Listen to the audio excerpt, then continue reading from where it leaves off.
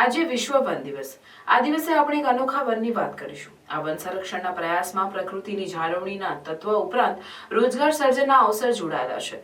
આ વન સંરક્ષણનો પ્રયાસ એટલે ગ્રીન અંબાજી પ્લાન્ટેશન પ્રોજેક્ટ।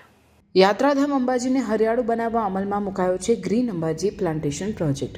આ પ્રોજેક્ટ અંતર્ગત મિયાવાકી પદ્ધતિથી 10,000થી વધુ રોપા તૈયાર કરવામાં આવ્યા છે। મુખ્યમંત્રી ભૂપેન્દ્ર પટેલના નેતૃત્વમાં વન વિભાગે અંબાજીના ડુંગરને લીલાછમ બનાવવા બીડું ઝડપ્યું છે।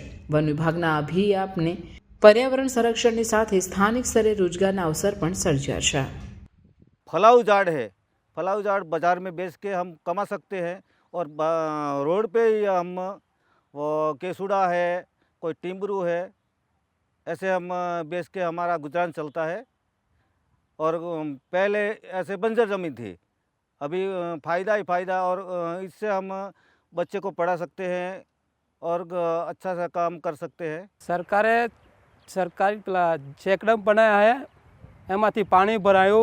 પાણી ભરાઈને એટલે અમારે કૂવામાં પાણી આવી ગયું ઉપર, એના લીધે અમારી ખેતી બહુ સારી થાય છે।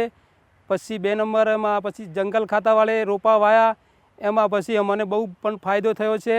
એને જો ફળ આવે અમે બજારમાં જઈને વેચીએ છીએ, એનાથી અમારું જીવન પણ સારું થાય છે।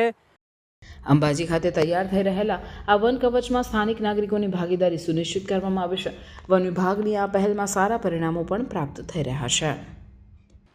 गुजरात राज्य के वन विभाग ने अंबाजी जो लोगों का आस्था का केंद्र है उसको ग्रीन करने का एक प्रोजेक्ट, पायलट प्रोजेक्ट हमें फॉरेस्ट डिपार्टमेंट के में लिया है और उसमें हमारे सारे एम्प्लॉय गांव लोगों की सहायता से उसको पूरा ग्रीन करने के लिए अपनी मेहनत उसमें लगा रहे और उसका रिजल्ट हमें मिला है।